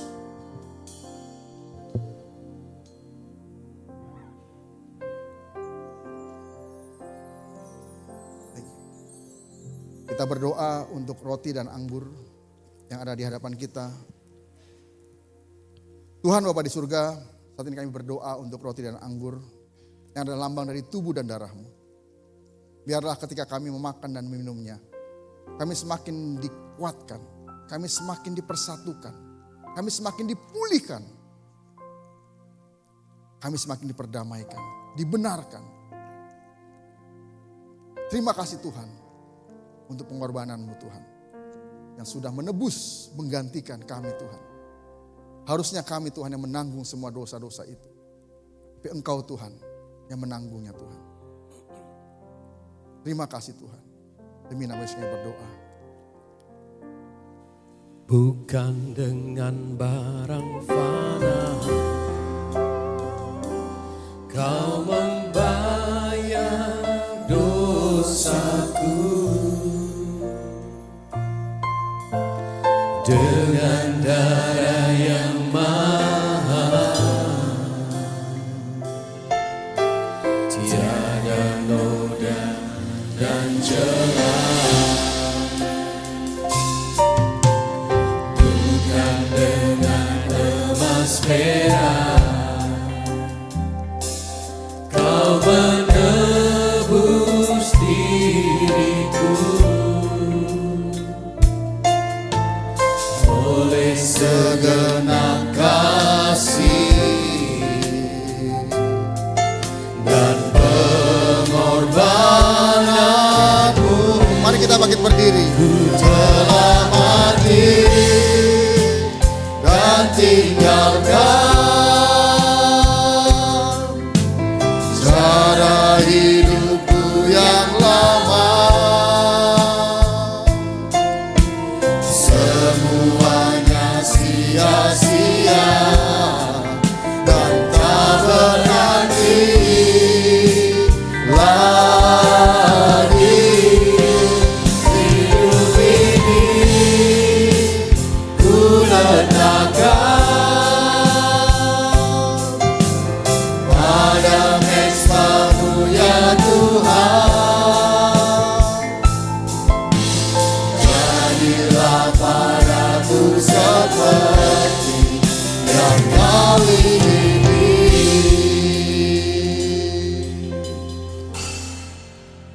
Mari kita mengangkat roti yang lambang dari tubuh Kristus melebihi kepala kita. Demikianlah firman Tuhan. Sebab apa yang telah kuteruskan kepadamu telah aku terima dari Tuhan, yaitu bahwa Tuhan Yesus pada malam waktu ia diserahkan mengambil roti, dan sesudah itu ia mengucap syukur atasnya. Ia memecah-mecahkannya dan berkata, inilah tubuhku yang diserahkan bagi kamu. Perbuatlah ini menjadi peringatan akan aku. Percayakah Bapak Ibu, saudara-saudari, roti yang ada di tangan kita adalah lambang dari tubuh Kristus. Dengan iman kita memakannya di dalam nama Yesus.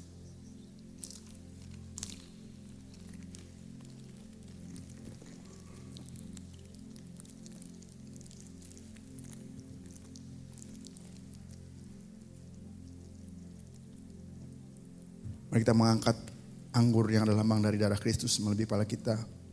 Demikian firman Tuhan.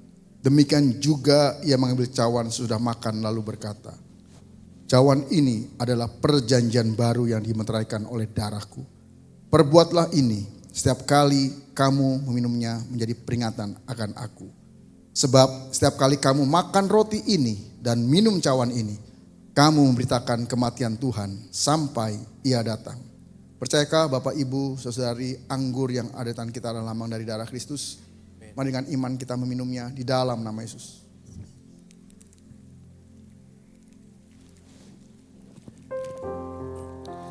Mari kita menaikkan pujian, penyembahan, ucapan syukur kita kepada Tuhan. Oleh karena kasih-Nya yang begitu besar. Terima kasih Tuhan. Terima kasih Tuhan.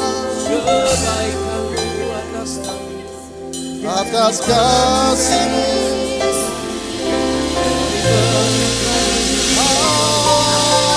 Haleluya. Kami naikkan syukur kami.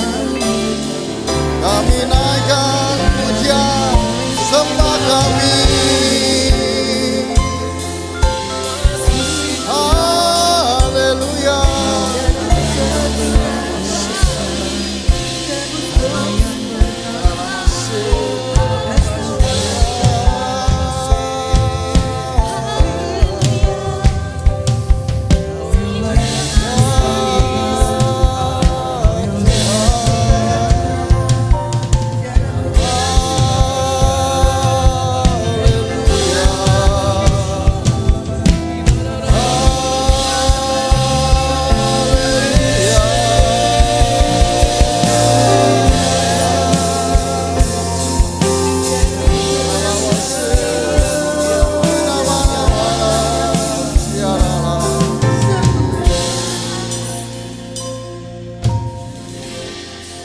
Ucapan syukur kami dan pujian penyembahan kami kepada Engkau ya Tuhan. Oleh karena kasih-Mu, oleh karena anugerah-Mu yang besar bagi kami Tuhan. Dan kami mau terus mengingatnya dalam kehidupan kami.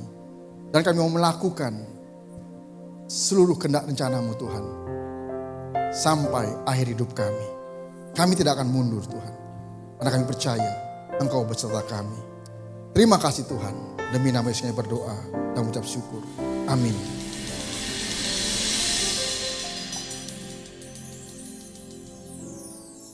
Saudara diberkati firman Tuhan pagi hari ini. Tepuk tangan sekali lagi buat Yesus Tuhan. Terima kasih untuk Bapak Gembala yang sudah membagikan kebenaran firman Tuhan. Dan biarlah firman Tuhan yang sudah disampaikan boleh memberikan kita kekuatan. Amin.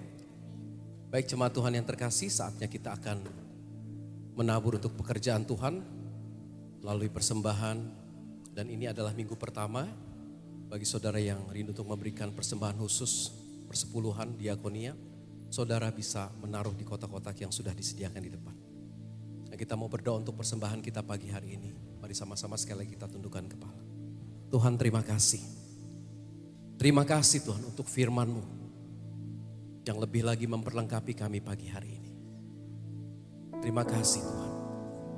Firman-Mu mengingatkan kami bahwa kami adalah umat pemenang. Kami harus punya mental pemenang.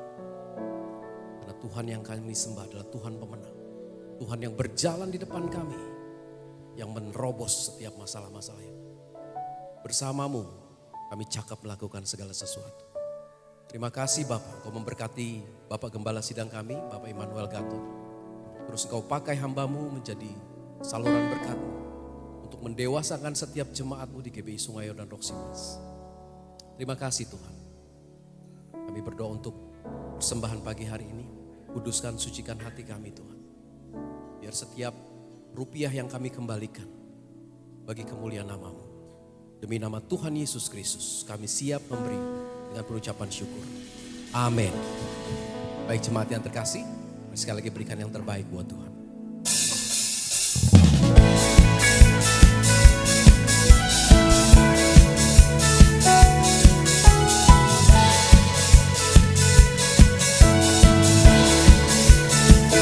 Anak Allah, Yesus namanya, menyucikan, menyembuhkan, bahkan mati, tebus dosaku, kubur kosong membuktikan Dia hidup. Amin. Haleluya. Mari berikan yang terbaik buat Tuhan. Sama-sama katakan, anak Allah. Anak Allah, Yesus namanya, menyucikan, Menyembuhkan, bahkan mati, tebus dosaku, kubur kosong membuktikan Dia hidup. sebab Dia hidup. Dia hidup. Amin. Ada hari esok, sebab Dia hidup. Ku tak gentar, Ku tak gentar, karena ku tahu Dia pegang hari esok. Hidup jadi sebab Dia hidup. sebab Dia hidup. Ada hari esok, sebab Dia hidup. Ku tak gentar, Ku tak gentar, karena ku tahu Dia pegang hari esok.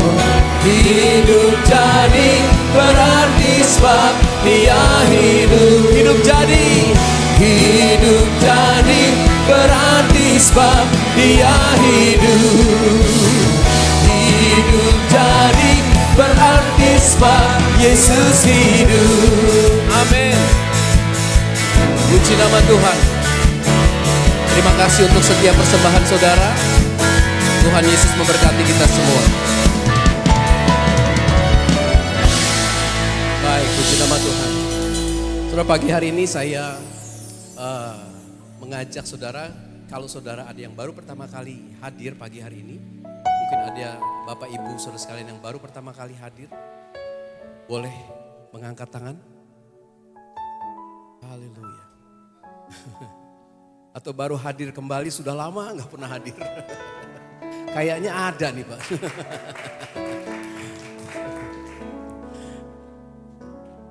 Selamat datang kembali Om. Kita saudara di dalam Tuhan, amin. Dan saya terus encourage jemaat-jemaat Tuhan di tempat ini, yuk terus sampaikan berita sukacita ini kepada keluarga kita, kolega-kolega, teman-teman kita. Ajak datang untuk beribadah di GBI Sungai Yordan Roksimas ini. Kita bertumbuh bersama-sama dalam kebenaran firman Tuhan. Amin. Baik jemaat Tuhan, kita akan menyaksikan pengumuman. Yang pertama adalah kami mengumumkan tanggal 28 September 2024, tolong dicatat, kita akan ada PPW online, PPW onsite. Jadi PPW online bulan ini, di awal bulan ini ditiadakan saudara. Diganti dengan PPW onsite ini pada tanggal 28 September, hari Sabtu, pukul 9. Dan kita akan mengadakan impartasi dan doa. Ada impartasi, kemudian kita akan berdoa bersama-sama juga untuk keluarga, gereja, bangsa. Dan tema kali ini PPW onsite kita adalah New Heart in Christ, diambil dari Yeskiel 36 ayat 26. Dengan pembicara Pastor Doni F. Tompunu, Bapak Doni. Ini pembicara sebenarnya sudah lama, dulu sering berbicara di gereja kita. Cuma ini baru ketemu lagi nih. Jadi saya men-encourage teman-teman, Bapak Ibu sekalian tolong dicatat. PPW kita di awal bulan ini ditiadakan, diganti dengan PPW onsite tanggal 28 September jam 9 pagi saudara. Kita akan ada sesi nanti kemungkinan sampai setelah makan siang. Dan saya percaya ini satu kegerakan rohani yang terus harus kita satukan sama-sama. Kita terus berdoa dan saya percaya ketika jemaat Tuhan memuji Tuhan, berdoa bersama-sama, maka akan ada kegerakan terjadi di gereja ini. Amin. Baik, selanjutnya kita akan menyaksikan pengumuman multimedia.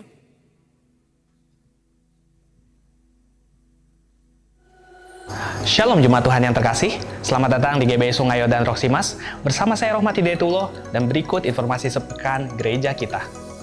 Ibadah minggu depan akan dilayani oleh Bapak Pendeta Taufik Barlian. Mari jemaat Tuhan saya ajak untuk sebanyak-banyaknya membawa jiwa untuk beribadah bersama di minggu mendatang. Sabtu 14 September 2024, Kompi GBI Sungai Yordan akan diadakan dengan format grup sharing dengan pembicara Bapak Pendeta Emmanuel Gatot STH MAG bertemakan keutamaan pria yang akan dilaksanakan di GBI Sungai Yordan Roksimas lantai 5 jam 10 pagi. Sabtu 14 September 2024, Komunitas GBI Sungai Yordan akan dilayani oleh WBI Korwilhana dengan format mini seminar yang akan dilaksanakan di GBI Sungai Yordan Roksimas lantai 2 jam 10 pagi. Mengajak seluruh jemaat Tuhan untuk bersama belajar firman Tuhan dalam pendalaman Alkitab yang akan diadakan pada hari Kamis 26 September 2024 via Zoom jam 7 malam dengan tema Yohanes 18 dan pengajar Bapak Pinky Rianko Kantohe MTH. Info lebih lanjut dapat menghubungi Ibu Trivena. Selamat hari Minggu, Tuhan Yesus memberkati.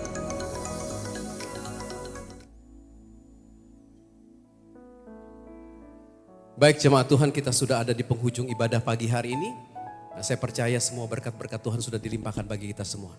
Sebelum kita menerima berkat dari Bapak Gembala, saya undang sekali lagi bangkit berdiri.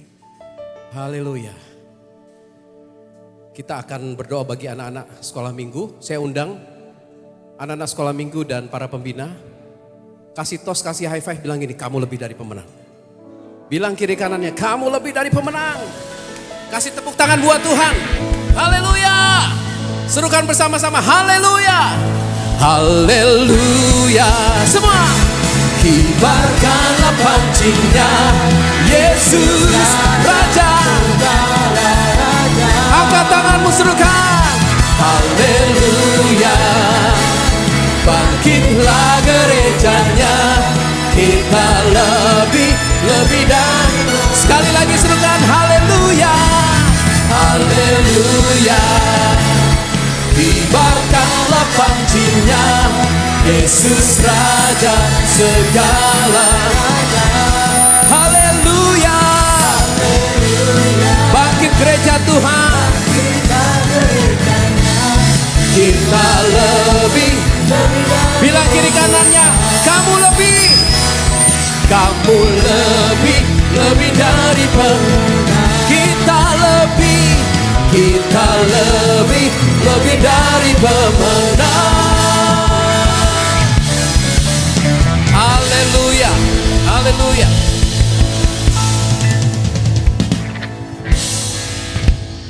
Bapak Ibu Saudari, mari kita arahkan tangan kita kepada generasi muda di gereja kita.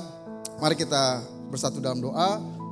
Tuhan Bapa di surga, saat ini kami mengarahkan tangan kami kepada teruna-teruna muda, generasi muda di gereja kami, baik dari sekolah minggu dan juga teens ya Tuhan. Kami berdoa bagi mereka, biarlah semenjak mereka, sedari mereka kecil, mereka sudah memiliki hati, mereka sudah memiliki mental sebagai pemenang ya Tuhan. Yang mereka selalu dapat mengikuti arahan dari orang tua mereka ya Tuhan. Mereka menerima didikan dari orang tua mereka di dalam takut akan Tuhan. Sehingga mereka tumbuh kembang baik secara tubuh, jiwa dan roh mereka seperti apa yang menjadi kehendak Tuhan. Dan mereka menjadi generasi penerus bagi gereja ini Tuhan. Bagi pelayanan ini ya Tuhan. Bagi kerajaan-Mu ya Tuhan. Kami menyerahkan mereka semua Tuhan ke dalam tangan-Mu. Terus Tuhan menyertai mereka dalam keseharian mereka, dalam sekolah mereka. Apapun yang mereka kerjakan, Tuhan yang terus membuat mereka berhasil dalam Tuhan. Terima kasih Tuhan. Demi nama Yesus kami berdoa. Amin. Bapak Ibu, saudari yang terkasih, ibadah kita sudah selesai. Dan sebelum kita kembali melanjutkan aktivitas kita, mari kita angkat hati dan tangan kita untuk terima berkat Tuhan pada siang hari ini.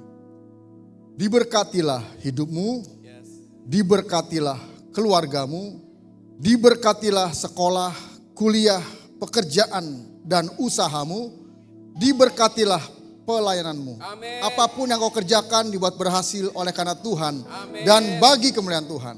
Anugerah yang melimpah dari Bapa di surga, kasih setia dari Tuhan kita Yesus Kristus, serta persekutuan yang manis, pertolongan, penghiburan, kekuatan, serta pimpinan dari Allah Roh Kudus, kiranya menyertai kita hari ini sampai Tuhan Yesus datang untuk kedua kalinya.